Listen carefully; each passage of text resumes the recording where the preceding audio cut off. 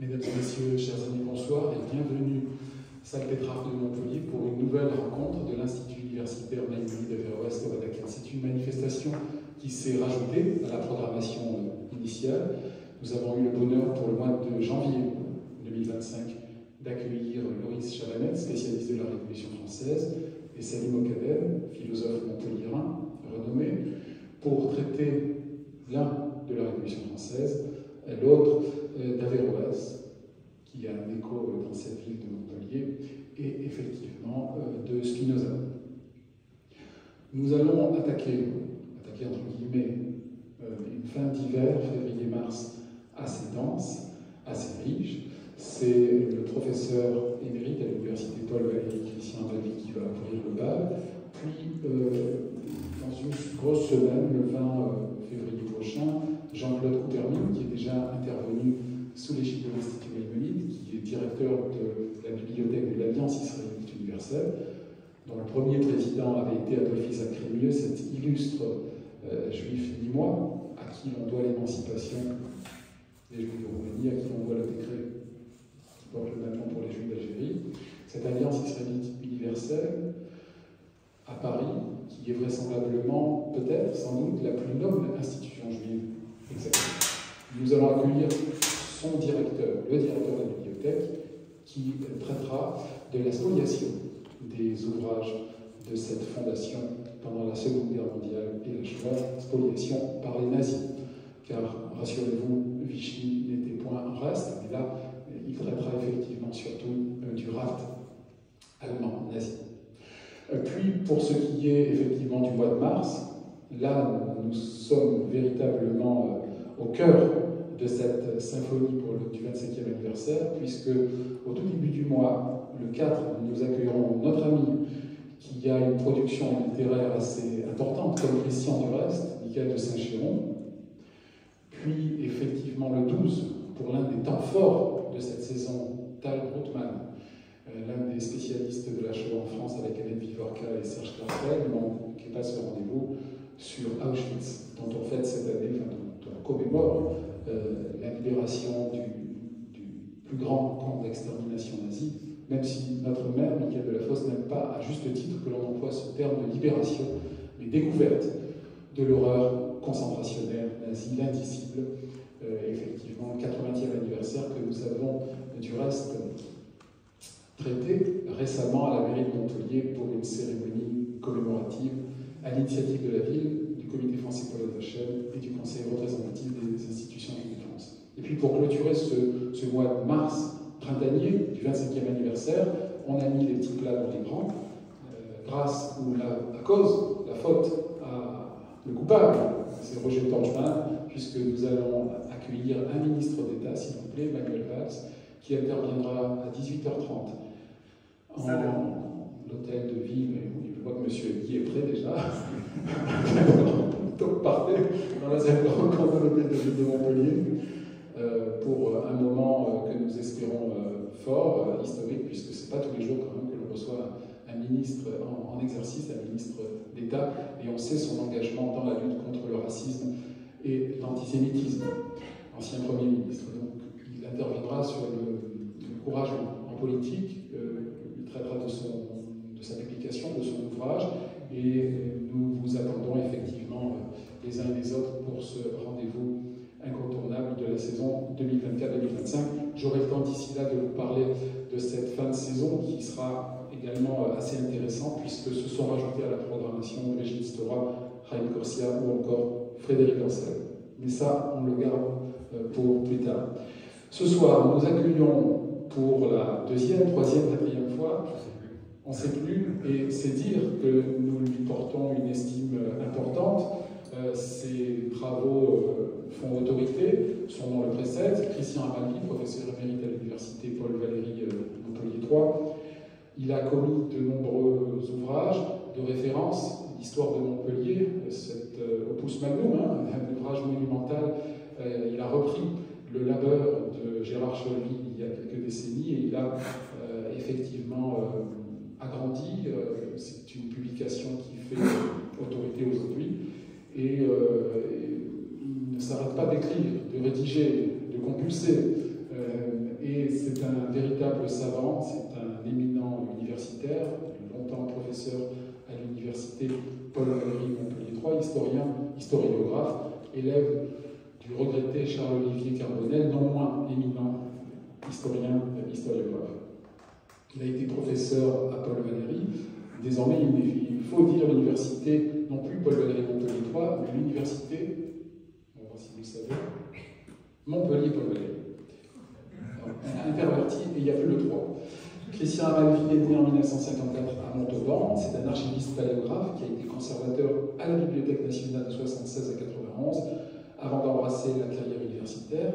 Il a publié et dirigé de nombreux ouvrages, dont Ces lieux qui racontent l'histoire de France, chez Larousse en 2019, Ombre et lumière du sud de la France, Les lieux de mémoire du Midi, pour laquelle j'ai eu l'honneur de collaborer, de contribuer, tout comme l'histoire de Montpellier. Et aujourd'hui, il nous présente, en primeur, on est précurseur ce soir, François Mitterrand et la culture, un ouvrage qui fera date. Nous n'en doutons point. Vous dire également que Christian est membre de l'Académie de Montpellier depuis 2023. C'est donc un privilège, une chance de l'accueillir, et pour moi, qu'il ait eu comme directeur de thèse de doctorat, c'est effectivement une joie importante. Je lui cède tout de suite la parole, non sans avoir remercié André Moutot et la librairie La Cavale, partenaire de cette soirée, puisque Christian aura le plaisir de vous dédicacer des exemplaires de son ouvrage, fraîchement sorti, il est tout chaud, il vient de paraître, puisque je crois que la semaine dernière, Christian n'avait pas encore vu un exemplaire. C'est audible. Donc je lui cède tout de suite la parole, non sans avoir remercié les médias qui ont annoncé l'événement, excuser Michael Delafosse et Carole Delga, et saluer la présence notamment de Charles Alby, président délégué de l'Institut Maïmonide. Voilà, cher Christian. Merci beaucoup, Michael. C'est toujours avec plaisir que je reviens parler dans cette salle. Et donc là, aujourd'hui, c'est vous parler de François Mitterrand. Alors, je rebondirai sur ce que vous avez vu dans la Gazette de cette semaine, qui annonçait la conférence sous le registre de la politique. Alors, bien sûr, la culture est politique, c'est évident, vous le savez autant que moi. Mais je tiens à préciser quand même nuancer, ce n'est pas la politique qui sera première ici. Ce que je vous présente là, ce que Michael a présenté, ce n'est pas une biographie, une énième biographie de François Mitterrand. Pour ça, vous en avez d'excellentes, je pense à Michel Vinocq, par exemple. Mais c'est une vision du rôle culturel de François Mitterrand. Alors, pour bien situer, je rebondis encore une fois, mais depuis une manifestation que vous avez vue, qui s'est terminée le 9 février, ici même à Montpellier, au pavillon populaire sur l'Esplanade. Je pense à l'exposition donc sur Gisèle Freund, cette extraordinaire photographe d'origine allemande qui s'était réfugiée, qui avait fui le nazisme, elle était juive et il fallait qu'elle parte.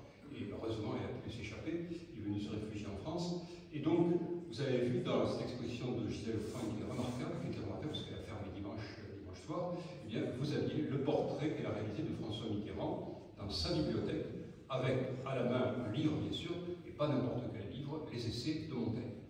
Et je crois que cette photographie remarquable de Gisèle Freund résume au fond tout le contenu de mon livre. Quel rapport entre François Mitterrand et la culture? Alors, je précise tout de suite que ce n'est pas une thèse. Il y a quelques notes, mais j'ai essayé de ne pas mettre de notes de bas de page, de tout mettre dans le texte, de ne pas être un érudit, disons, tatillon.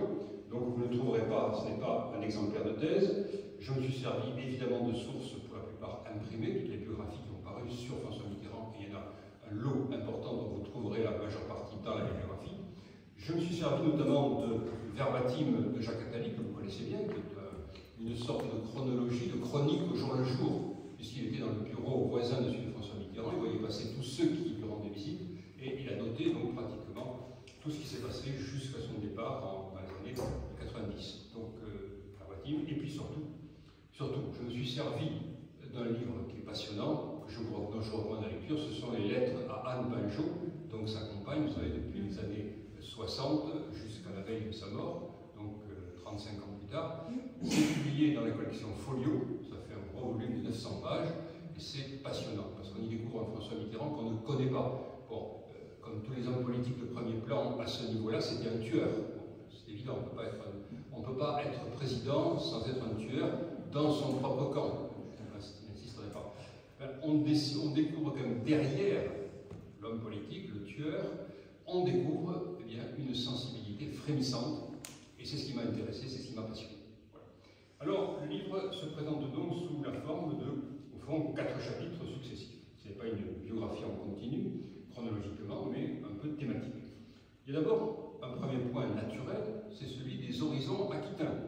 François Mitterrand est né à Jarnac, il repose à Jarnac, et il a longtemps habité, a passé ses vacances à Latché, dans les Landes. Donc il est doublement aquitain. Alors pourquoi ce livre figure dans une collection aquitaine? Pour des raisons familiales et autres sur lesquelles je ne vais pas me développer, vous trouverez, j'ai la chance de diriger en Aquitaine une collection sur les figures, et nous en sommes ici avec le dernier volume, c'est le volume 33. Depuis 3 ans, nous avons, depuis Aliénor d'Aquitaine jusqu'à François Mitterrand, couvert pratiquement tout le registre historique de la Grande Aquitaine, dont vous savez qu'elle est la plus grande région de France depuis le 1er janvier 2015. Donc, l'Aquitaine, je n'en parlerai pas parce que nous ne sommes pas en Aquitaine, nous sommes en Occitanie, et je pense que ça ne vous intéresserait pas. Deuxième point, c'est le bilan de François Mitterrand quand il est président de la République, c'est-à-dire qu'est-ce qu'il laisse à la postérité comme institution culturelle. Et je ne vais pas non plus, je n'ai pas préparé d'iconographie, d'images à vous montrer, parce que vous connaissez tous la pyramide du Louvre, vous connaissez tous la grande bibliothèque, vous connaissez tous la plupart des monuments qu'il a laissés à la postérité. Troisième point, c'est précisément à partir des lettres à Anne, où il explique, où il lui dit tout ce qu'il voit, tout ce qu'il lit, les rencontres qu'il fait avec la plupart des écrivains, des artistes, il connaît tout le monde. Donc je me suis intéressé au regard que François Mitterrand porte sur la culture de son temps. Et puis le dernier point, ce sera l'homme face à l'histoire. C'est-à-dire comment il a instrumentalisé le Panthéon, comment il a utilisé la commémoration du bicentenaire de la Révolution française, du folklore de la Révolution, François Mitterrand a joué un rôle très important pour accorder un rôle capital au bicentenaire de la Révolution. Comment il a été un des premiers à souligner l'importance du débarquement du 6 juin 1944, dont on ne parlait pas auparavant, ou quasiment pas. C'est lui qui a créé la mondialisation que l'on voit tous les 10 ans, et qu'on a vécu encore en 2024, il n'y a pas longtemps. Voilà, donc c'est un programme copieux que je vais essayer de vous présenter. Donc je passe très vite sur l'Aquitaine, puisque là, nous ne sommes pas en Aquitaine, et j'en viens tout de suite au bilan culturel. Et je ne vais pas non plus faire un inventaire détaillé de tout ce qu'il a créé, de tout ce qu'il a encouragé. Ce serait un peu fastidieux. Alors, je voudrais surtout tordre le cou à une idée un peu fausse. Quand on parle de culture de François Mitterrand, et notamment de bilan culturel, des grands travaux de François Mitterrand, on pense bien sûr à Jack Lang. On sent que Jack Lang est évidemment celui qui a été le bras droit, celui qui a tout appliqué. Et lui-même, disons, ne manque pas de le dire. Il a écrit, je le cite dans la bibliographie, un dictionnaire amoureux de François Mitterrand. Donc, comme nous soit dit, est un livre hagiographique. C'est-à-dire que pratiquement tout ce qu'a fait François Mitterrand est quasiment miraculeux, béni, etc. Et il s'attribue évidemment la plupart des décisions concernant la culture. Alors, il faut être clair, là, je crois, et évidemment Pascal Horry, qui m'a fait l'honneur de préfacer ce livre, m'a rappelé, lui-même, quand il m'a discuté du livre, m'a dit que c'est un tort. Chacun mais je vois un rôle bien entendu très important, et je vais le dire, mais celui qui est l'homme des grands travaux, qui a supervisé tous les grands travaux, a commencé par la pyramide de M. Paye, dans le Louvre, au milieu du Grand Louvre, vous savez, c'est Émile Biasini. C'est quelqu'un qui est aujourd'hui inconnu des Français, à tort. Émile Biasini, il est né en 1922 et il est décédé en 2011. Émile Biasini est un personnage très intéressant, parce qu'il a d'abord travaillé, il a été d'abord on peut dire, un administrateur colonial. Et en 1959, lorsqu'on a créé pour André Malraux le ministère de la Culture, il n'y avait pas de fonctionnaire, ça n'existait pas, le ministère de la Culture n'existait pas. Le Front populaire avait été bien sûr très généreux en matière de culture, mais c'était Jean Zay, qui était un immense ministre, assassiné lâchement par la ministre, vous savez, en 1944. Jean Zay était le ministre d'instruction de l'Éducation nationale. Et c'est à ce titre-là qu'il a été aussi, qu'il a fait fonction de ministre de la Culture. Et un très brillant, le ministère de la Culture n'existait pas. On l'a créé de toutes pièces pour Malraux. Alors, comme il n'y a pas de fonctionnaire dédié, on est allé chercher, comme les colonies étaient en train de disparaître les unes après les autres, ce qui était plutôt bien, on est allé chercher des fonctionnaires des colonies pour peupler un ministère de la Culture. théâtre qui était encore vide. Je n'ai pas besoin de vous dire que la plupart de ces gens qu'on a rameutés à droite et à gauche n'étaient pas très passionnés par leur nouveau métier. L'exception, c'est Émile Biasini, qui s'est pris de passion, alors qu'il n'avait aucun talent, aucune caractéristique pour ça. Il est devenu un des principaux bras droits d'André Malraux, notamment pour la création des maisons de la culture. C'est lui qui a proposé. Et puis, il a défendu, pour diriger la musique, il a défendu les personnages les plus boulaises, qui étaient à l'époque le grand Manitou en matière de musique contemporaine, ce qui a déplu à Malraux, qu'il a mis à la porte, qu'il a remercié. Bon. Et Émile Biasini va redevenir un simple administrateur de RTF, je crois. Et il va ensuite rebondir à partir de 1981. François Mitterrand va le recruter en quelque sorte. Et jusqu'à son départ à la retraite avec François Mitterrand, il va être celui qui supervise les grands travaux du premier et du second septennat. On lui donne notamment, je répète, la pyramide du Louvre. Et il faut bien dire qu'il s'est souvent frité avec Jack Lang, car Jack Lang voulait évidemment tirer la couverture à lui. François Mitterrand avait nommé Biasini ministre en charge des grands travaux. D'autre part, il ne faut pas imaginer, parce qu'il y a eu une douzaine de grands travaux très importants, que tous portent la marque de François Mitterrand. Quand on lit justement Jacques Attali, Verbatim, on se rend compte que François Mitterrand il dit souvent détrompez-vous, moi, il y a 2 ou 3 grands chantiers qui m'intéressent, les autres sont ceux que Giscard a lancés, donc il va les inaugurer parce qu'il y a la continuité politique, bien sûr, mais ça ne concerne pas tellement. Et puis il y a ceux que Jack Lang, auxquels Jack Lang tient beaucoup, et qui n'enthousiasment guère, il faut bien reconnaître, François Mitterrand. Alors quels sont ceux auxquels tient beaucoup François Mitterrand, qui va suivre pratiquement étape par étape? C'est bien sûr le Grand Louvre, vous l'avez compris, ça c'est quelque chose, et il va donner raison à Biasini, car Biasini au départ c'est lui qui soutient M. Paye, et contrairement à ce qu'on pourrait penser, ça ne plaît pas à tout le monde. Lorsque M. Paye, architecte américain d'origine chinoise, qui réalisait à Washington des travaux très importants pour les musées fédéraux, propose la pyramide, chez les conservateurs du Louvre, c'est le tollé, c'est une levée de bouclier. On lui dit, mais c'est de la folie ce que vous faites, ça n'a aucun intérêt, on n'en veut pas. Alors M. Paye, qui est un homme patient, eh bien, va créer une maquette pour montrer à quoi ça ressemblera. Il passe des dessins aux maquettes. Et quand on voit la maquette, là, les conservateurs se disent effectivement que peut-être, après tout, c'est pas inintéressant. Et bientôt, le grand public va, vous le savez, plébisciter cette pyramide, et aujourd'hui, elle sert de porte d'entrée triomphale à tous ceux qui viennent aujourd'hui. 8 millions de visiteurs du Louvre, vous le savez récemment, le président a décidé d'ouvrir une nouvelle porte, de mettre la Joconde à part, parce qu'effectivement, quand on va au Louvre, je le dis souvent, on peut dire qu'il ne peut pas marcher, ça ne rentre pas sans tomber sur les autres, c'est le problème. Donc c'est Biasini qui est à l'origine de ce. Le deuxième grand chantier auquel François Mitterrand tient beaucoup, c'est ce qu'on appelle la Grande Arche. Et la Grande Arche, c'est donc celle qui se trouve dans la continuité de l'Arc de Triomphe. Et François Mitterrand, qui connaît sur le bout des doigts l'histoire, a inscrit cette continuité, cette immense arche, dans la continuité des grands travaux, déjà de le nôtre, les Champs-Élysées, et puis la continuité ensuite. Et vous avez là, donc, depuis les Tuileries, enfin, c'était les Tuileries depuis le Louvre, jusqu'à cette grande arche, une continuité de plusieurs siècles, qui fait une sorte d'allée triomphale, qui est assez impressionnante. Et François Mitterrand était ravi de voir cette réussite. La troisième grand chantier, ce sera bien sûr, mais j'en parlerai après, c'est la très grande bibliothèque, et ce sera l'œuvre du second septennat. Alors, il y a bien sûr d'autres grands chantiers. Il y a notamment l'Opéra Bastille. Bon, l'Opéra Bastille, François Mitterrand, qui est assez indifférent, il faut bien dire, à la culture musicale.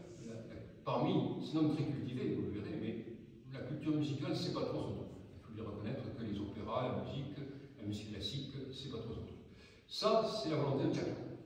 Et il faut bien reconnaître que c'est un peu un ratage. C'est pas vraiment il paraît que l'acoustique est excellente, mais l'extérieur, enfin, c'est pas vraiment une réussite. Comment? Avec effectivement, par rapport à ce que vous avez dit. Oui, je t'en prie. Avec le Quorum de Montpellier, ah oui, la Fraîche a fait mieux que le oui, absolument. Parce tout à fait. qu'il rentabilise le Quorum, dont l'acoustique est meilleure que celle de l'Opéra Bastille, parce qu'elle a été faite par des acousticiens lycée israélien.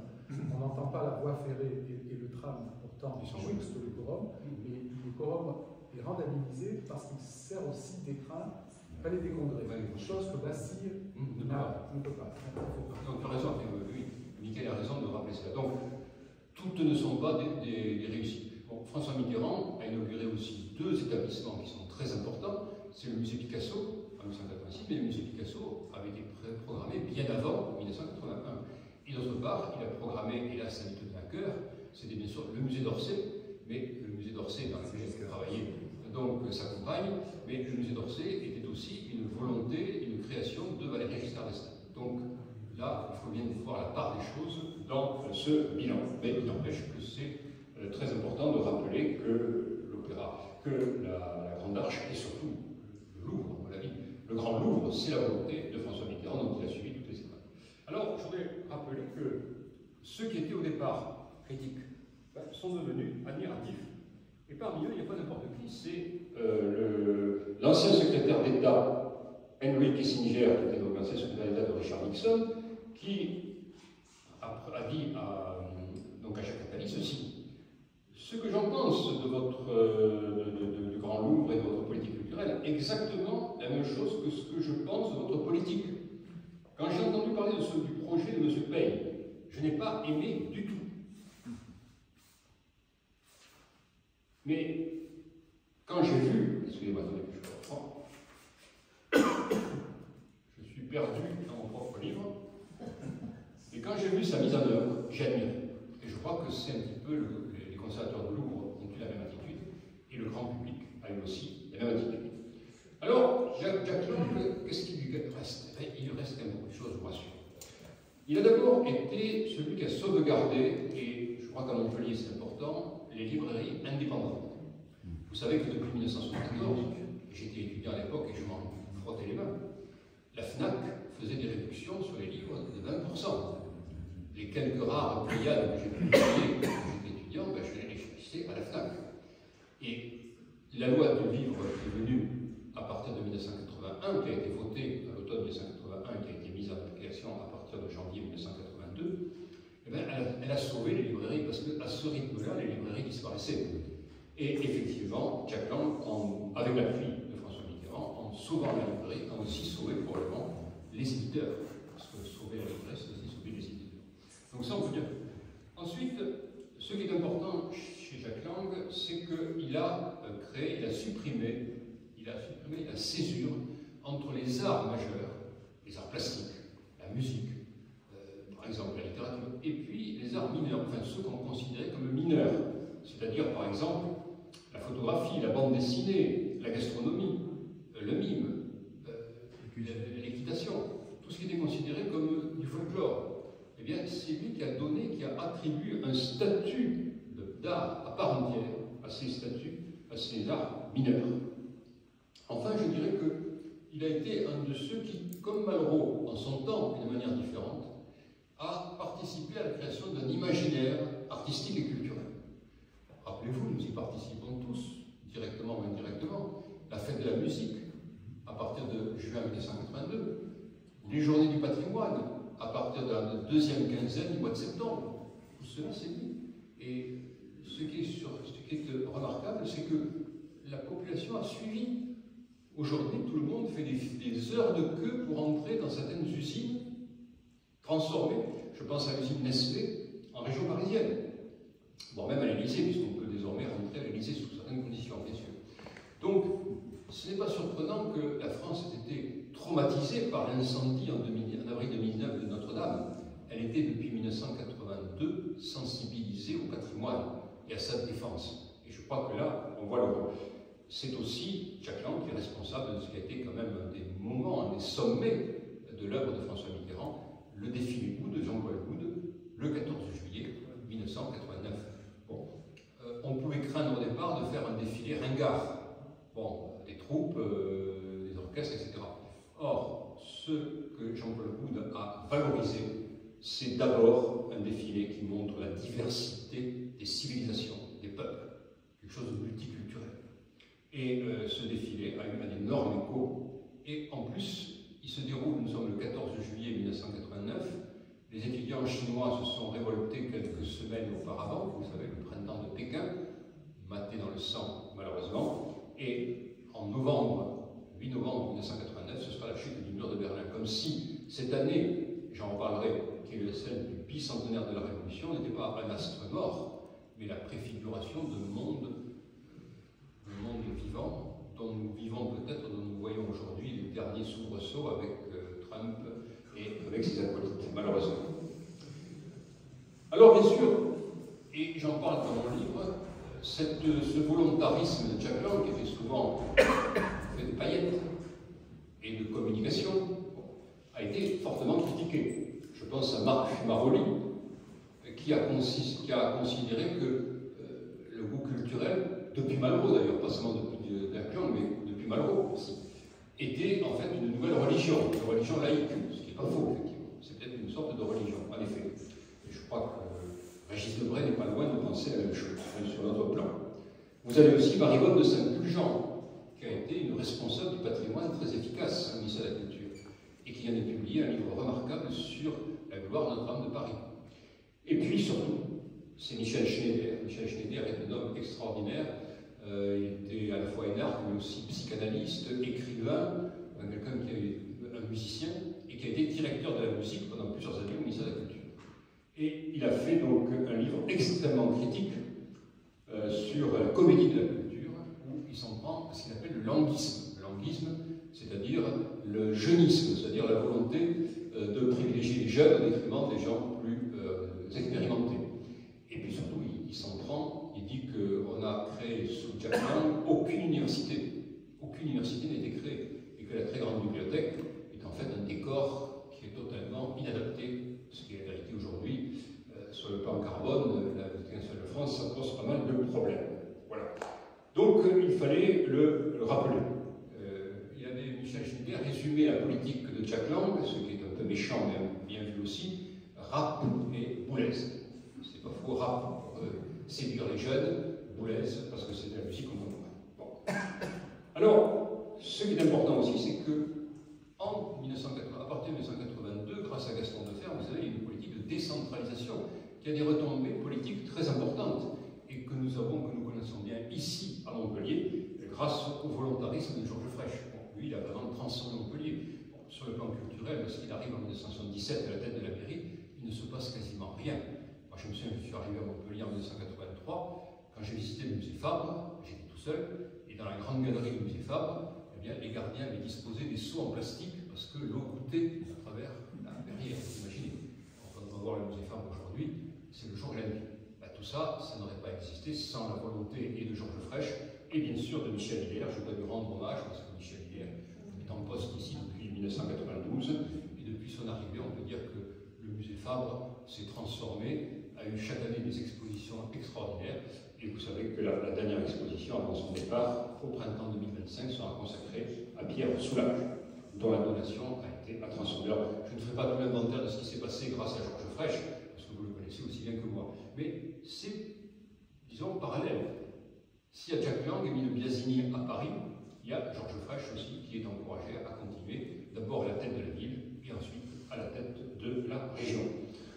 Je n'ai pas besoin de vous dire, ne nous effrayons pas, ne nous voilons pas la face, qu'entre François Mitterrand et Georges Frêche, c'était pas le grand amour. C'était plutôt « je t'aime, moi non plus ».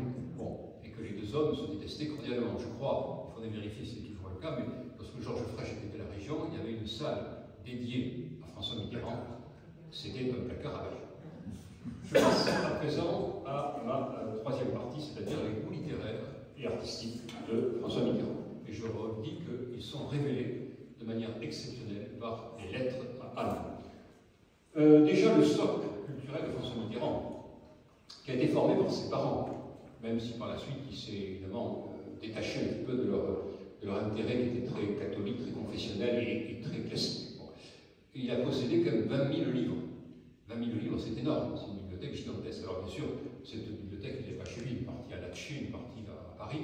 L'essentiel, il l'a donné. Il l'a donné dans la Nièvre, puisqu'il a été député de la Nièvre. Donc vous avez à Nevers une médiathèque qui possède des livres de François Mitterrand, et elle a donné à d'autres endroits, notamment à Cognac, et en d'autres endroits qu'il qu'il a fréquenté dans les champs. Donc, c'est un homme, je dirais, qui est paradoxal. C'est quelqu'un qui connaît tous les classiques. Balzac, Flaubert, Stendhal sont des Chateaubriand, Diderot, Voltaire, sont des écrivains qu'il connaît sur le bout du doigt. C'est classique. Et en même temps, il connaît tous les grands classiques contemporains. C'est quelqu'un qui est en correspondance permanente avec Saint John Perse. Saint John Perse est un des plus grands poètes du XXe siècle, lauréat du prix Nobel de littérature en 1960. Bon, il est également en correspondance avec d'autres grands écrivains. Il correspond avec Michel Tournier. Michel Tournier, bon, vous le connaissez évidemment, c'est un des plus grands écrivains du XXe siècle. Bon, il habite dans un ancien presbytère de la rue de la vallée de Chevreuse. Eh bien, François Mitterrand, à 3 reprises, est venu lui rendre visite en hélicoptère. Aujourd'hui, le plan carbone, je crois, poserait un petit problème. Et Michel Tournier raconte que souvent il est pris au dépourvu parce que le secrétariat l'appelle pratiquement presque quelques heures avant. Et il s'inquiète parce qu'il n'a rien pour accueillir. On ne vous inquiétez pas, on apportera le repas et tout. Oui, mais les assiettes et tout. Il n'a rien. Il dit, je ne vais pas recevoir le président de la République avec des verres à moutarde. Donc il se précipite au bazar du coin pour acheter des verres à moutarde. Et on lui dit, avant de vivre, on dit, vous allez recevoir le président de la République. Vous ne vous trompez pas, c'est exactement ça. C'est exactement ça. Donc c'est quelqu'un qui connaît tout le monde. Bon, il connaît tous les grands écrivains de son temps, déjà bien avant la présidence de la République. Tous ses amis se rendent compte qu'il les connaît tous, qu'il les fréquente. Et en même temps, c'est quelqu'un qui finalement a des goûts assez classiques. Par exemple, le surréalisme ne l'a jamais intéressé. Bon, il admire Henri Michaud, par exemple. Lorsqu'en 1984, Henri Michaud meurt dans un établissement hospitalier parisien, eh bien, le lendemain, les infirmiers ont la stupéfaction de voir François Mitterrand venir rendre un dernier hommage à Henri Michaud. Mais, par exemple, il a visité, avec Jacques Lang, la tanière, si j'ose dire, d'André Breton, sur la place Pigalle, c'est-à-dire cet endroit exceptionnel où il y avait tous ces livres et surtout toutes ces œuvres venues de l'Afrique noire, venues du Canada, venues des Antilles, venues de toute l'Europe, de toute l'Amérique latine, et ces statues chamaniques, etc. Ça l'a laissé totalement indifférent. Il aurait pu décider qu'on allait faire de ce musée, de cet appartement, un musée, et ça ne s'est pas fait. Alors, je vous rassure, aujourd'hui, on peut voir le bureau d'André Breton reconstitué, avec ses sculptures africaines, ses sculptures de la Polynésie, qui sont exceptionnelles, avec les tableaux d'André Breton, de tableaux de Matta, de Dali, etc., ça de tous ces amis surréalistes, à Beaubourg. Il y a toute une salle réservée à André Breton et au surréalisme. Mais on aurait pu avoir un musée. Bon, François Mitterrand n'a rien fait de ce point de vue-là, ça ne tentait pas. Bon, le nouveau roman n'intéresse pas. Le nouveau roman, il n'a jamais lu, pratiquement. Ça n'intéresse pas du tout. Et il faut bien dire que la science-fiction, le roman policier, je crois qu'il dit à Anne, pour la première fois, j'ai lu un roman policier. Et puis, ça lui passera. Donc, c'est ça qui est curieux. François Mitterrand est à la fois l'homme qui connaît tout, absolument tout, mais qui finalement a des goûts plutôt classiques. Et parmi ces goûts, il y en a qui sont hérités de sa mère, c'est Lamartine. Il adore Lamartine.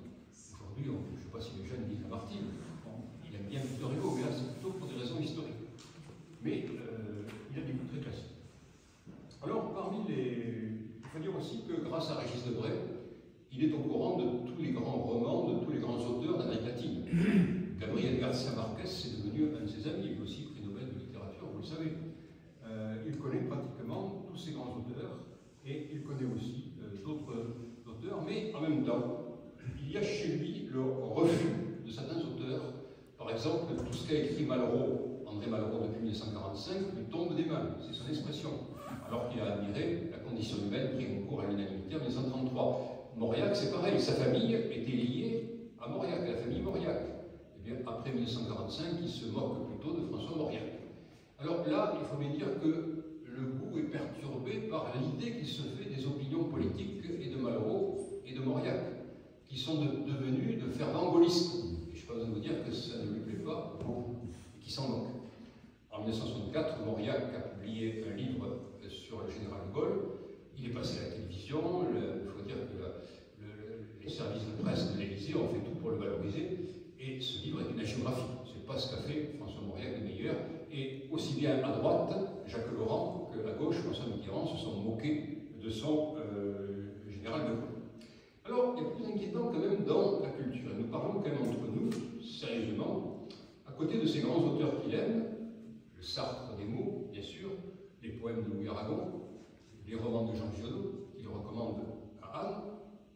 auteurs quand même qui sont tout de même assez douteux. Par exemple, il admire Jacques-Benoît Méchain. Jacques-Benoît Méchain, qui est connu aujourd'hui comme un des grands auteurs, des grands maîtres de l'Arabie, des grands conquérants de l'Arabie et du monde maghrébin, mais qui, pendant la Seconde Guerre mondiale, a été aussi un fervent partisan de la collaboration franco-allemande, et qui est allé très loin, bon, qui a été condamné à mort après la guerre, puis amnistié. Donc, Jacques-Benoît Méchain, c'est un étrange choix. L'étrange choix, c'est aussi Maurras. Quand il dresse pour Anne, dans ce recueil, la liste de ses auteurs favoris, on a la surprise de voir Maurras. Maurras écrit très bien, je suis d'accord, mais Maurras est aussi un antisémite ignoble, qui écrit des propos complètement ignobles. Et puis il y en a d'autres aussi qui sont tout de même étranges dans ce choix. Je vois par exemple l'auteur de Lucien Rebatté qui l'admire pour les deux étendards. Il dit même qu'il y a deux sortes d'hommes, ceux qui ont lu les deux étendards et ceux qui ne l'ont pas lu. Et d'autres auteurs, Georges Steiner, qui est un des grands critiques littéraires de son temps, issu d'une vieille famille juive de Vienne, admire les deux étendards et dit c'est des grands romans. Pourquoi pas? Le problème, c'est que Lucien Rebatté a aussi écrit Les Décombres. Les Décombres, c'est un des pires pamphlets antisémites, aussi ignobles, si c'est possible, que ceux de Louis-Ferdinand Céline. Alors je sais bien que pour Ferdinand Céline, on fait la part entre les romans qui sont géniaux, en effet, J'oublie la nuit, par exemple, et puis ces pamphlets antisémites qu'on aimerait bien quand même ne pas voir réédités. Bon. Et donc nous sommes dans le cas étrange, là aussi, avec Rebatté. Il y a aussi une autre admiration chez lui, c'est Jacques Chardon. Alors Jacques Chardon, c'est un écrivain charentais, qui est d'une génération précédente, qui est né à Barbezieux, qui a écrit un très beau livre, effectivement, Le bonheur de Barbezieux. Ils sont donc tous les deux charentais. Et quand on reprochait à François Mitterrand d'aimer Chardon, il disait agacé. Eh bien, c'est un homme qui écrit de manière très élégante et qui est en plus un confrère de Chardon. Oui, mais il a écrit aussi Le ciel de Niflheim, qui est un pamphlet quasiment pro-nazi. Et c'est impardonnable, je parle de Chardon, d'avoir écrit ce ciel de Niflheim. Alors, il a échappé aux condamnations après la guerre parce que son fils Gérard était un grand résistant déporté. Je pense qu'on a tenu compte en quelque sorte de l'exemple, l'héroïsme de son fils pour oublier un petit peu l'horreur de son père. Voilà ce que je voulais dire. Alors, dans ce qu'aime François Mitterrand, Roger Hanin, son beau-frère, très cultivé, on le voit toujours sous forme de commissaire Navarro, mais Roger Hanin était un homme en fait qui était tout à fait derrière cette étiquette, qui correspondait à un homme extrêmement cultivé, a toujours essayé, et je pense que pour la famille Yonkou ce n'est pas rien, de faire aimer Cioran à François Mitterrand, essayiste brillant d'origine roumaine. Mais Roger Hanin reconnaît qu'il n'a jamais réussi à attirer l'attention de François Mitterrand sur Cioran. Effectivement, un des grands auteurs. Il n'aime pas la philosophie. Michel Foucault le laisse totalement indifférent. Michel Foucault, vous le savez, c'est un des grands philosophes de notre époque. En revanche, François Mitterrand, et ça me fait plaisir de le dire, a été très attaché aux historiens, à l'école des Annales. Il est très proche de Georges Duby, il est très proche d'Emmanuel Leroy-Ladurie. Et dans La paille et le grain, un recueil dont je parlerai un peu plus loin, il a fait un très brillant commentaire compte rendu du livre Montaillou, village occitan. Vous savez, ce livre, je l'ai lu en 1975, et qui est un livre extraordinaire, qui reconstitue pratiquement tout l'imaginaire, la sociologie d'un village à l'époque du début du XIVe siècle dans l'Ariège. Bon, c'est à partir d'un registre d'inquisition de Jacques Le Fournier, futur pape d'Avignon. Et quand François Mitterrand parle de ce livre, Montaillou, village occitan, il le fait comme un historien. Il y a vraiment un talent d'historien, c'est un tempérament d'historien. Vous trouverez d'ailleurs le compte-rendu dans le livre, je l'ai mis dans les annexes, de nombreuses annexes, où j'ai essayé de donner la parole à François Mitterrand lui-même. Donc vous voyez la complexité du personnage. En même temps, c'est quelqu'un qui n'est pas isolé dans sa tour d'ivoire. C'est quelqu'un qui est très attaché à la culture populaire, qui sifflote le matin des airs de Sardou. Sardou est présenté comme un homme de droite, etc. Mais Sardou, quand il reçoit la Légion d'honneur de la part de François Mitterrand, la bonne surprise de découvrir que François Mitterrand connaît toutes ses chansons par cœur, comme il connaît Renaud. Et vous savez que les artistes ne seront pas ingrats envers lui, puisque lors de la seconde campagne électorale de 1988, eh bien, Renaud lancera le slogan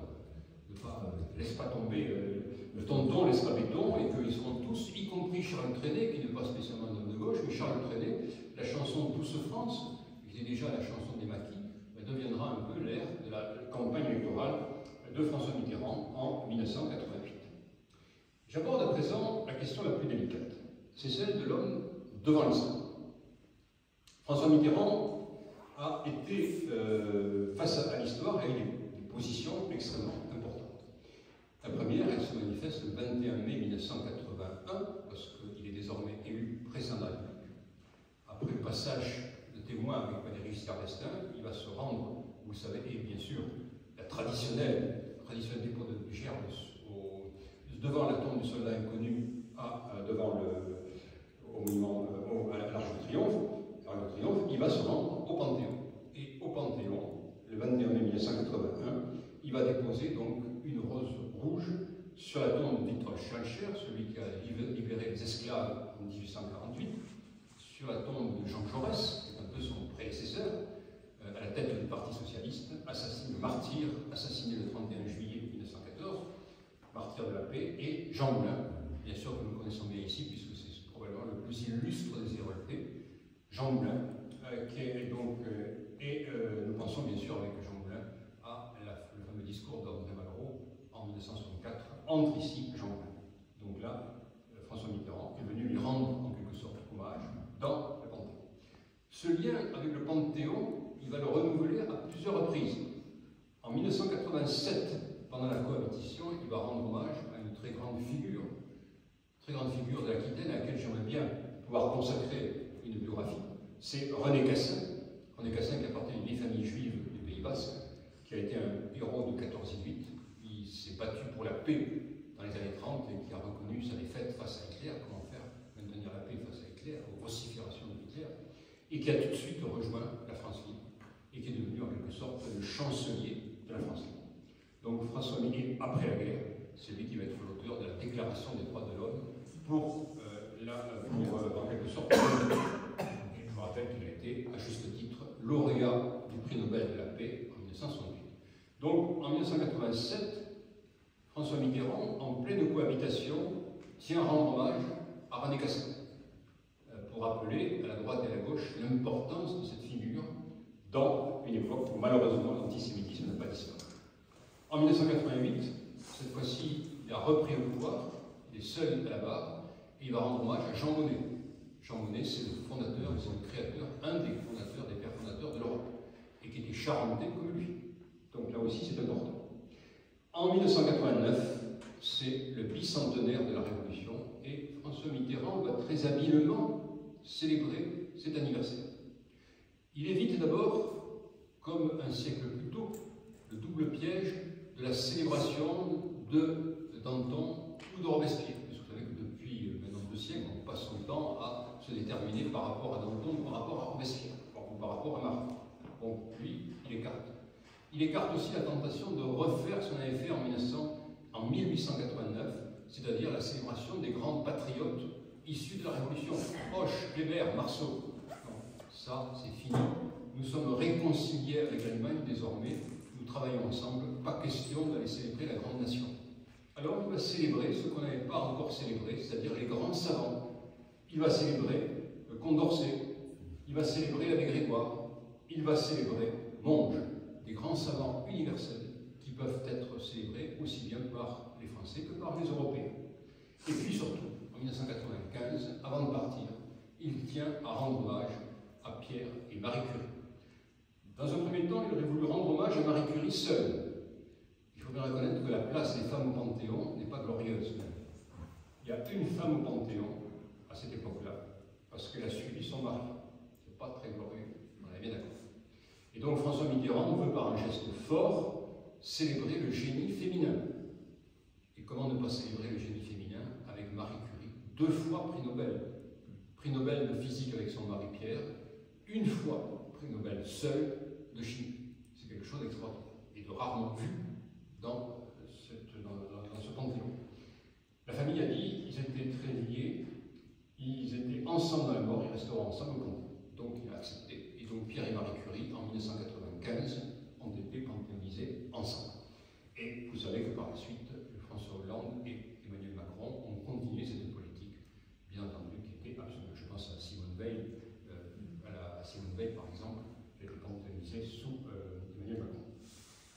présent à d'autres aspects de la mémoire historique.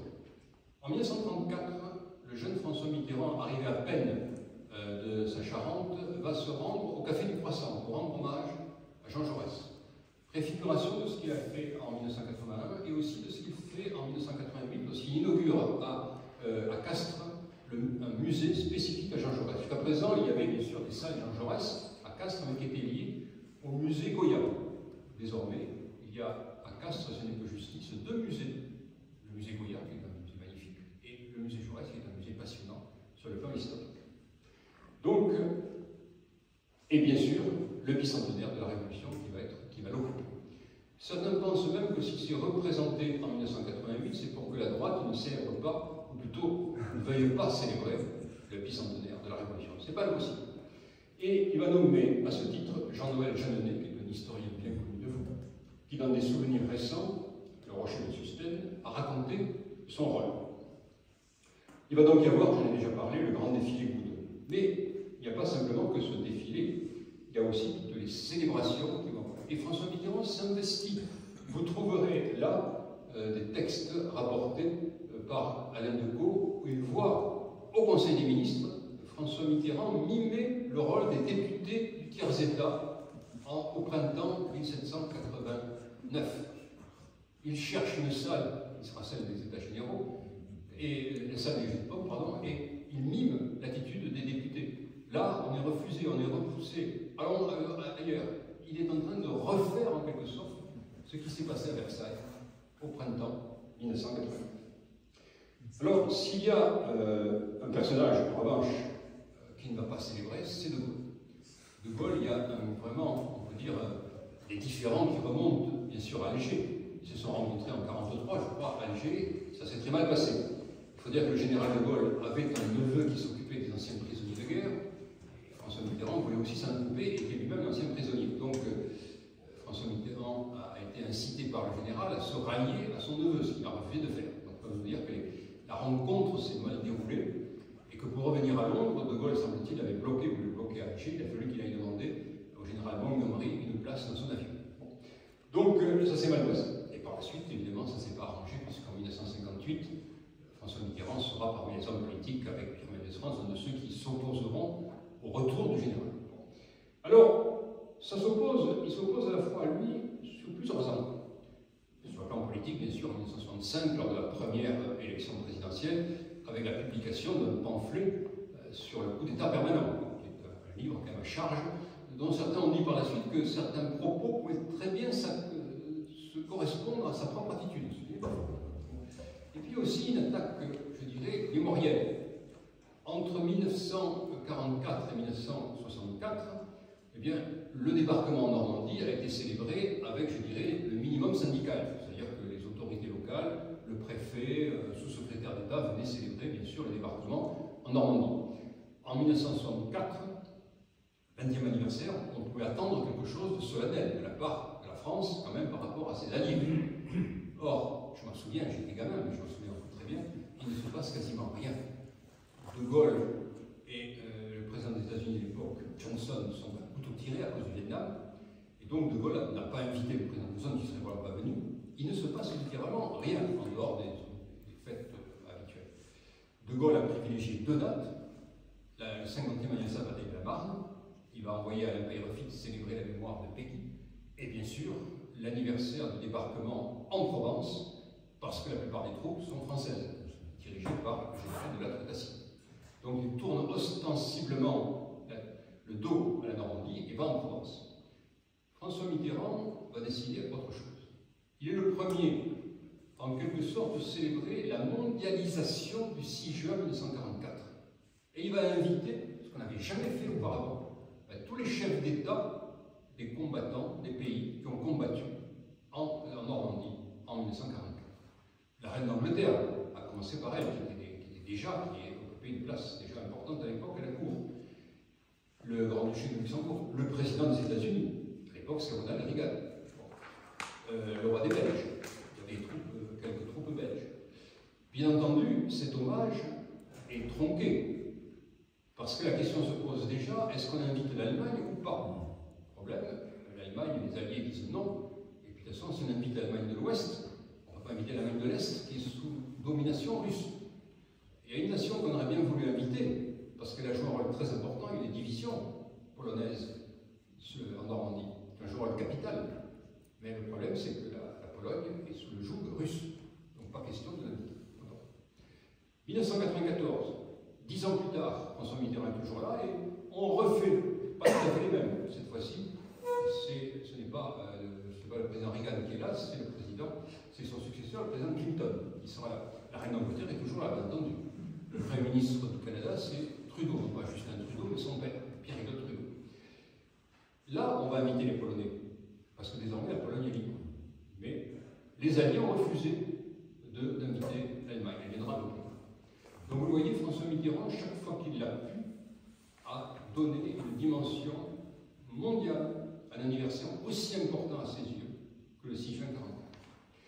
En 1984, comme il n'est pas obtenu des alliés que l'Allemagne de l'Ouest a invité, que le chancelier Kohl puisse venir en Normandie, eh bien, en septembre 1984, pour célébrer l'anniversaire de la Grande Guerre, c'est là qu'il va inviter Kohl à Verdun.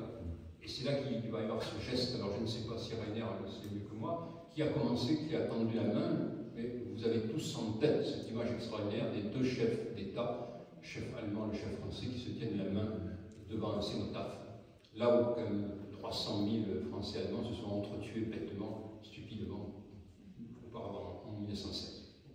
Donc, voilà, ça indique. Et puis bien sûr, il y a ce qu'il faut rappeler, c'est la Seconde Guerre mondiale.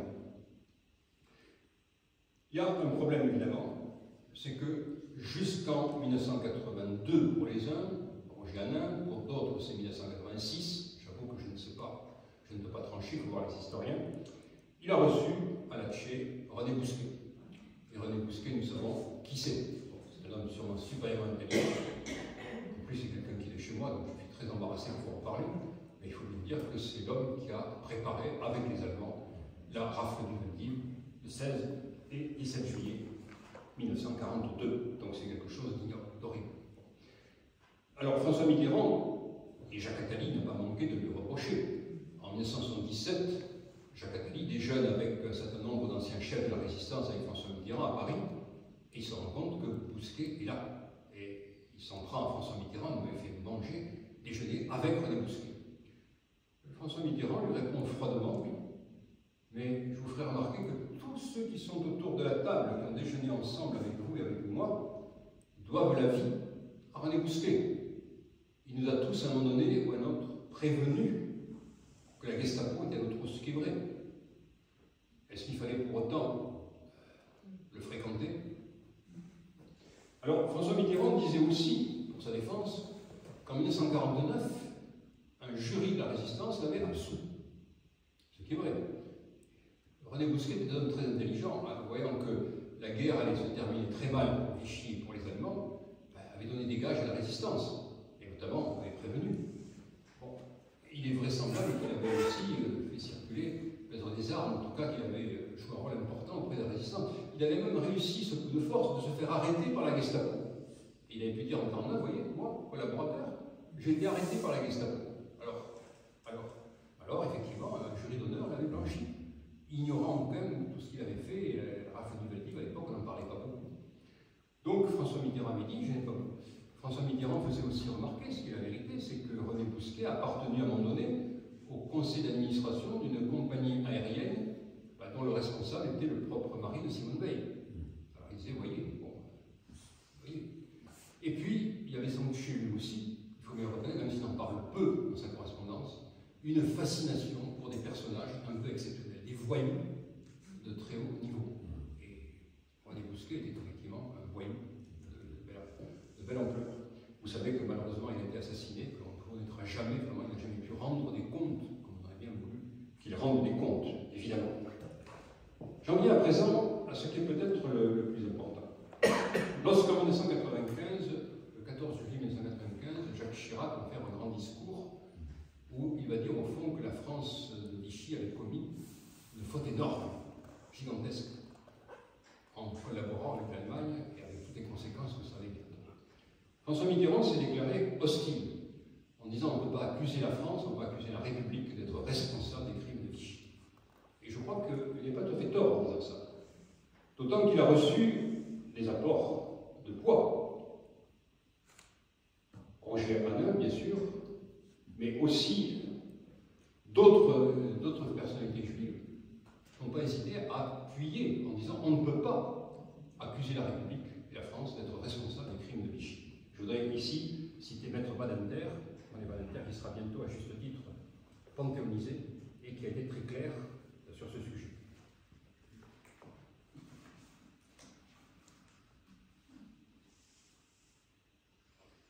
La République ne saurait être tenue comptable des crimes commis par les crimes de Vichy. Ça a été rappelé lors de la mort de Maître Badinter. Vous l'avez dans Libération en 2024, la mort de Maître Badinter. Et Maître Badinter s'est opposé effectivement à certains de ses amis en disant qu'on ne peut pas reprocher à François Mitterrand cette attitude. Certains même n'ont pas hésité à accuser François Mitterrand d'antisémitisme. Et là, que ce soit Roger Hanin ou que ce soit Jacques Attali, se sont indignés qu'on puisse l'accuser d'antisémitisme. Et Roger Hanin rappelait quand même que François Mitterrand était le premier président de la République à s'être rendu en Israël, à avoir soutenu Israël.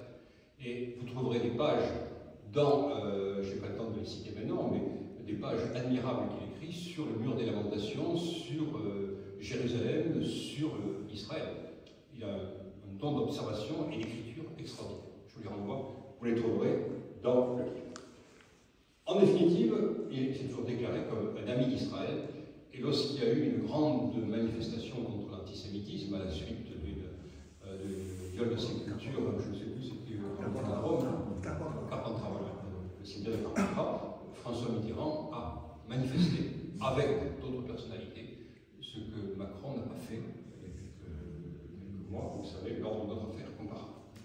Alors en définitive, si on veut chercher dans l'histoire, c'est un peu ma conclusion provisoire, quel serait l'homme auquel on pourrait le mieux le rattacher? De Gaulle, on a vu que ce n'est pas possible.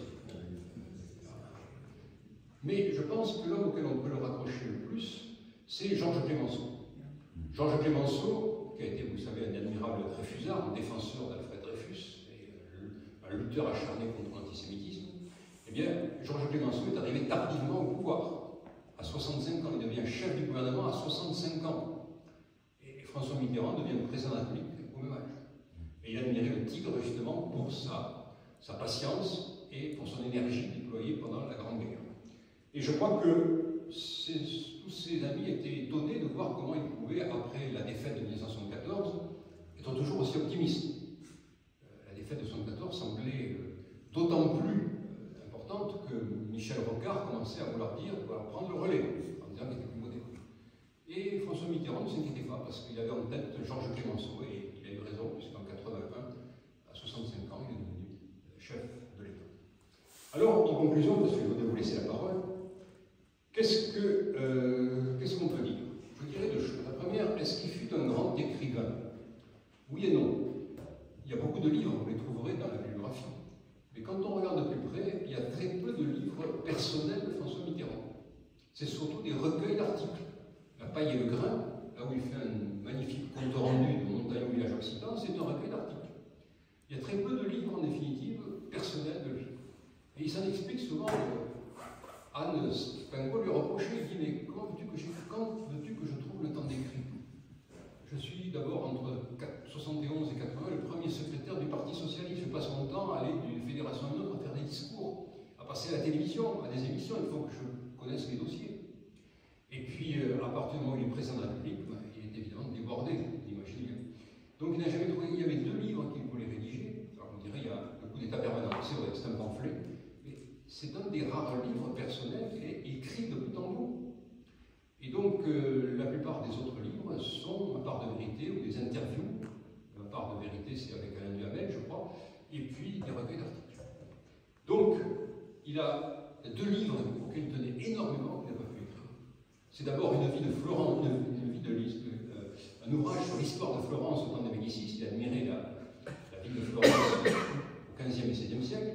Une vie de Laurent le Magnifique, auquel il voit une admiration particulière. Il n'a rien fait, quelques articles peut-être, mais c'est tout. Et puis, plus précisément, Gallimard lui avait commandé un livre sur le coup d'État du 2 décembre, puisqu'il connaissait si bien le coup d'État permanent décembre 1851 de Louis-Napoléon Bonaparte. Et il s'était documenté. Attali dit qu'il avait une documentation énorme. Mais de tout ça, rien ne sortira. Et quand vous avez parfois des listes, des tables des matières dans la collection Les 30 journées qui ont fait la France, il a dû accueillir le coup d'État permanent, vous avez souvent, jusqu'aux années 70-80, en prévision, le coup d'État du 2 décembre de François Mitterrand. Et puis, après, Gallimard a retiré ça parce que bon, c'est plus possible. Donc, il a effectivement été un écrivain, je dirais par fragment, mais je dirais qu'importe. Car après tout, quand on voit le bilan culturel qu'il a réalisé, avec notamment la Grande Bibliothèque de France, qui est un monument dédié au livre, eh bien, on peut dire que ça compense largement l'absence de livre. Et je terminerai en disant qu'au fond, et c'est Anne Mauvergeon qui a écrit un très beau livre sur lui, La Promesse, il lui avait dit, écoute, c'était la dernière confidente, on peut dire, une des rares personnes qui tutoyait, François Mitterrand ne tutoyait pratiquement personne, à part son ami juif Georges Dayan, qui était un des amis très proches jusqu'à sa mort. Il disait, je compte sur toi pour qu'on ne m'oublie pas, car ce qu'il redoutait peut-être plus que la mort, c'est l'oubli. Je pense qu'avec le bilan culturel qu'il laisse, et notamment le grand livre, il ne risque pas d'être oublié. Je vous remercie de votre attention.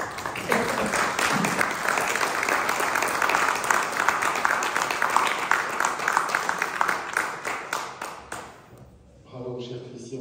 Passionnant. Je pense que les uns et les autres se sont régalés de revivre toutes ces décennies de François Mitterrand qui, effectivement, souhaitait laisser une trace. Et quelle trace?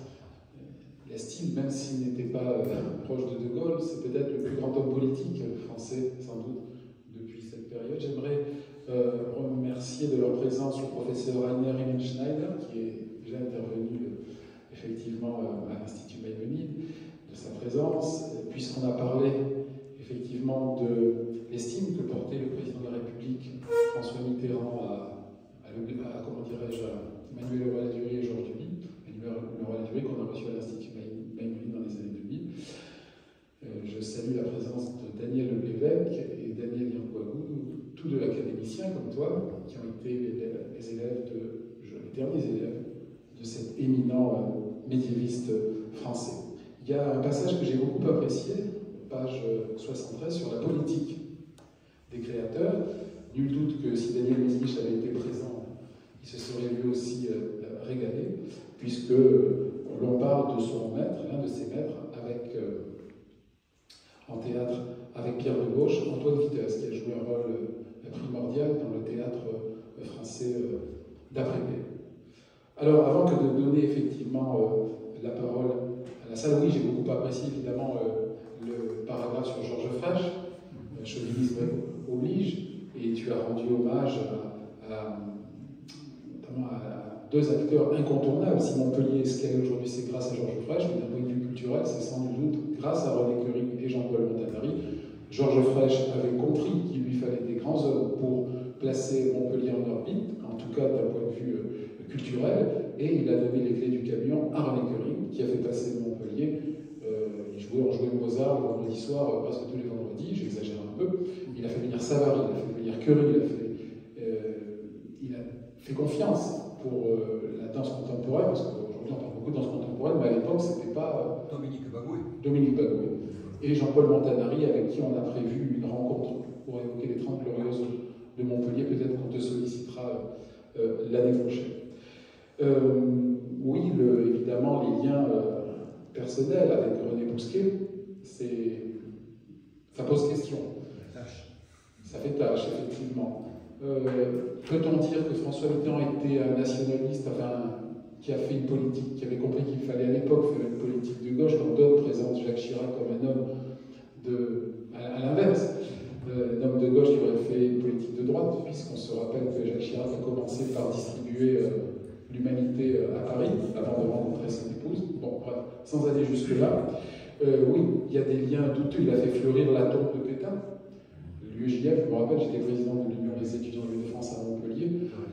On montait au créneau, c'était pas possible. Bon, que dans sa jeunesse, il était très ambitieux pour arriviste, ok, mais je peux là faire fleurir chaque année la tombe de Pétain, même s'il mettait en avant, bon, bah, c'était Verdun. Et Et pareil, il ne voulait pas reconnaître la responsabilité de la France dans la déportation, en disant la République française ne peut pas reconnaître ce que l'État français fait. Et vous ferez tout de suite après Jacques Chirac, en reconnaissant de manière éclatante en 1995 la responsabilité de la France en disant, prononçant le discours effectivement que l'on connaît. Je ne vais pas faire une conférence devant mon professeur de thème, je le ferai sourire, mais en tout cas le remercier chaleureusement pour son intervention. Oui, c'était un paradoxe ambulant, c'était un paradoxe vivant. Et même encore une fois concernant le judaïsme, si Claude Lanzmann a réalisé Shoah, c'est grâce à l'aide du ministère de Jack Lang de la culture. Il y aurait encore beaucoup à dire, mais c'est à vous maintenant, cher public, de questionner notre éminent professeur d'université, qui vous dédicacera après avec la cabale ce petit et grand ouvrage. Des questions? Je suis à votre disposition, si vous voulez. C'est sûr. Oui. On a le baladeur, mais il n'aime pas trop se balader parce qu'il marche pas. Alors. N'hésitez pas. Ce que vous avez voulu savoir sur François Mitterrand sans jamais oser le demander. Nous n'exagérons rien. Je suis tout dans la parole. Je vais démarrer. J'avais promis de le faire un petit peu. C'était trop tard. Oui, en effet, bon, vous avez très bien décrit Mitterrand.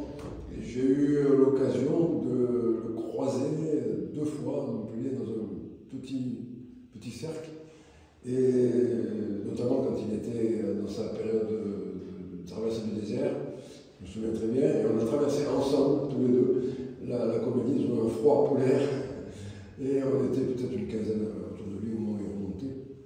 Et c'est vrai que c'était dans le petit groupe comme ça. Bon, l'autre fois c'était quand il avait reçu Pedro Sanchez à Montpellier. Il avait choisi Montpellier pour recevoir Pedro Sanchez, pour effacer la rencontre entre Pétain et Franco à Montpellier. Il avait choisi, et le professeur André Lévy, nous l'avons bien connu, est allé le remercier personnellement en disant « Moi j'étais là », André Lévy était là à l'époque, qui était donc un jeune maire de Fraîche.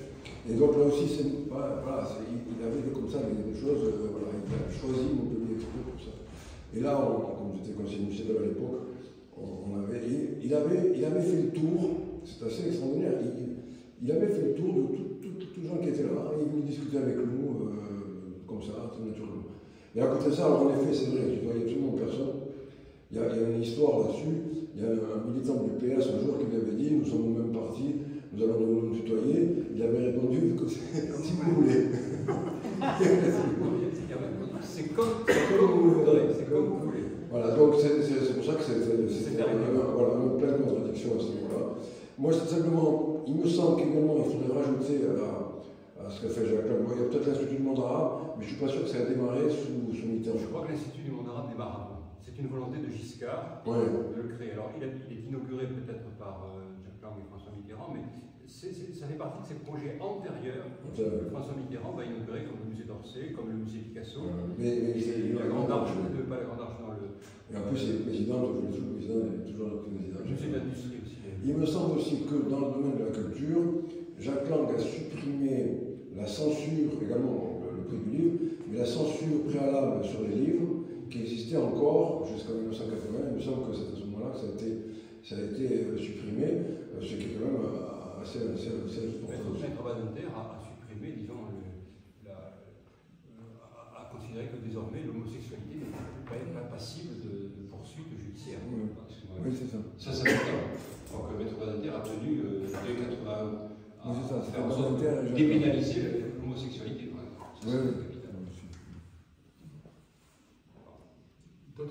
D'autres questions, professeur? Oui, j'étais sûr qu'André Moutot allait se régaler avec cette conférence et ce livre, et on le remercie chaleureusement d'abord de ce qu'il fait au quotidien, de ce qu'il a fait pour Montpellier, pour la culture, André Moutot, et il continue de sévir à la MJHL et à Sephardim, et avec la cabale, entre autres. D'autres questions pour Christian Lavie? Oui, professeur Schneider.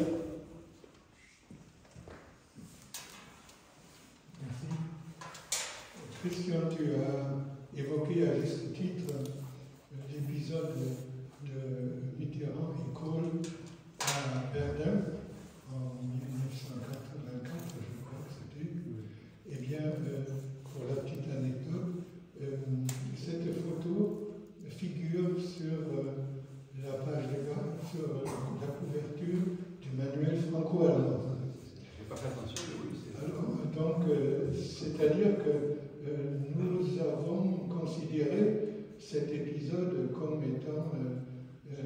absolument capital pour les relations franco-allemandes et au-delà pour l'Europe. Ceci dit, Mitterrand était quand même une personnalité très complexe et qui n'hésitait pas par moments de se contredire. Oui, pas le seul, mais d'autres politiques qui sont spécialistes en la matière. Mais enfin, bon, il avait donc tendu la main à Helmut Kohl à Verdun, mais quelques années auparavant, il était allé en Allemagne lorsqu'il y avait une question de la réunification. Il est allé à Berlin-Est et a plaidé pour le maintien des deux États allemands. Il ne voulait pas la réunification pour la simple raison qu'il avait peur.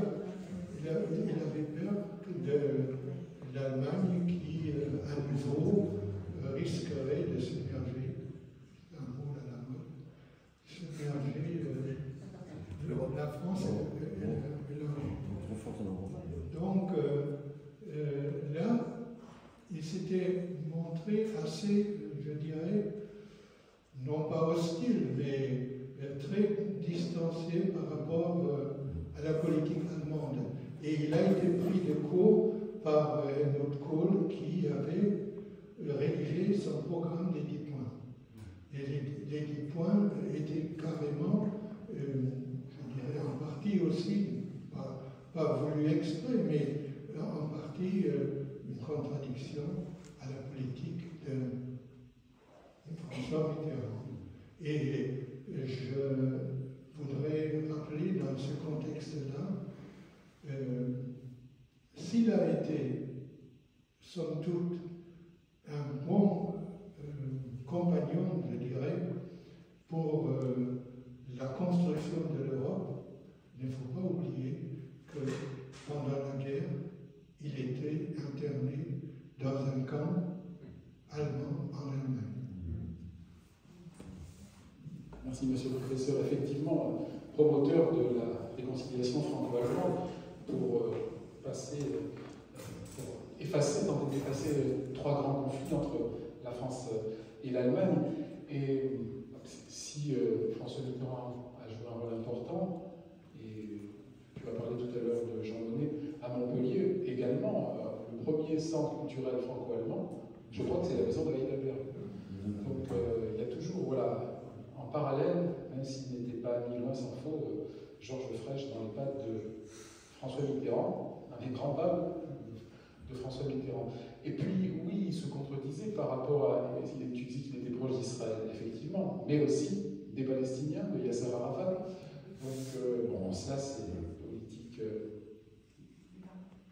donc, du Quai d'Orsay, d'essayer d'être bien avec tout le monde, et c'est tout à fait intelligible. Et il y avait autre chose que je voulais dire, mais c'est à toi de répondre à ton collègue. Alors, oui, Rainer a raison. Alors, ce qui se passe par rapport à l'Allemagne de l'Est, c'est en 1989, c'est après, c'est 5 ans après.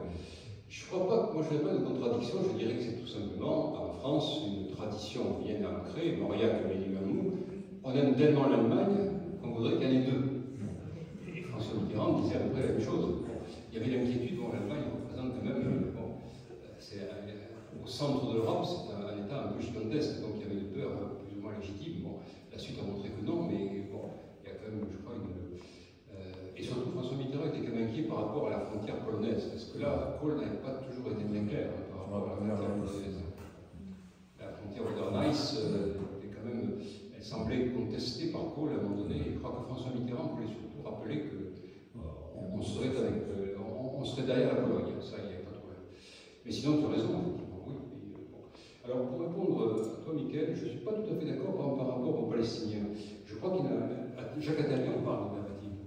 Et François Mitterrand ne reprenait pas le point de vue classique de la politique arabe du Quai d'Orsay. Il dit simplement à Jacques Attali qu'il lui reprochait effectivement d'être pro-palestinien et de protéger Yasser Arafat. Il l'a protégé à plusieurs reprises, je crois qu'il se vantait d'avoir évité sa mort. Il disait, la meilleure façon de faire la paix, c'est la faire avec ses ennemis.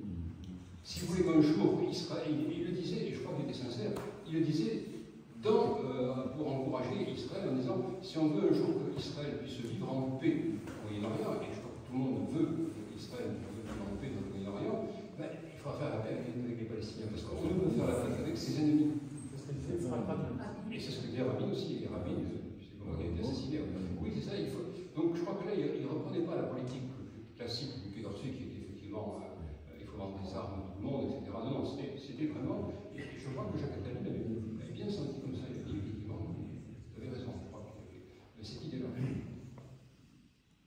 Merci Christian. Bien, dernière question, on va finir avec le professeur Le Lévesque, l'éminent confrère de l'Université Paul Valéry et de l'Académie de Montpellier.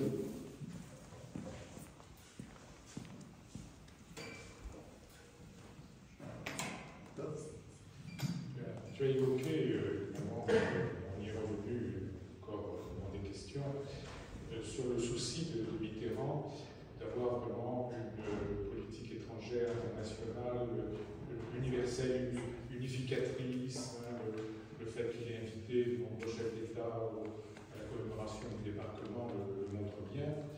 Mais est-ce que ce souci a débordé également sur le plan culturel?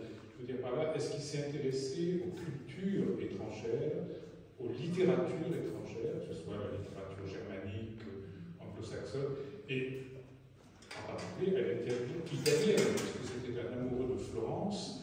Est-ce qu'il connaissait Dante? Est-ce qu'il avait lu Machiavel? Voilà, c'est une question qu'on peut se poser. Merci, monsieur le professeur.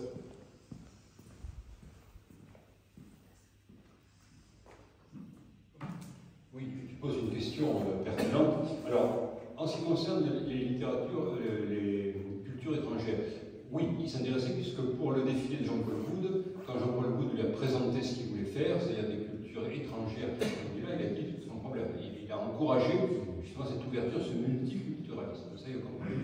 Pour ce qui est de la littérature, comme je l'ai dit, Régis Debray l'a ouvert aux littératures sud-américaines. Il connaissait très bien, par exemple, Gabriel García Márquez, et il connaissait aussi le poète chilien qui a été assassiné qui est mort au coup d'État, qui a été ambassadeur du Chili à Paris et qui avait sympathisé avec lui. Donc, je cite une phrase de lui qui est après sa mort, il admire et il rend hommage à l'immense écrivain qu'il a été.